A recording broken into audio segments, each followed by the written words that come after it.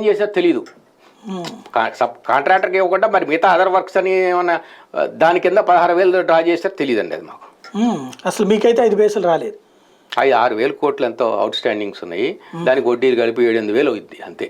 ఇంతవరకు బ్యాంకులకు బాకీ కూడా అసలు మా డబ్బులు రావాలండి, రావాలి. నాశనం చేస్తాడే ఏమండి, నమ్మి వచ్చాం మీ దగ్గరికి, మీరేదో సహాయం చేస్తారనుకుంటాంగా, వెనుపడి పొడుస్తాడా? కేసీఆర్ నాని కూడా ఇదే మాట అంటున్నారు, ఆయనకి కూడా ట్రావెల్స్ ఉన్నటువంటి దాన్ని జరగొట్టాను. కానీ చంద్రబాబు నాయుడు అందరికి పెడతారంటారు. కమ్మ సామాజిక ఎవరికి పెట్టాడండి, ఎవరికి పెట్టారు చెప్పండి?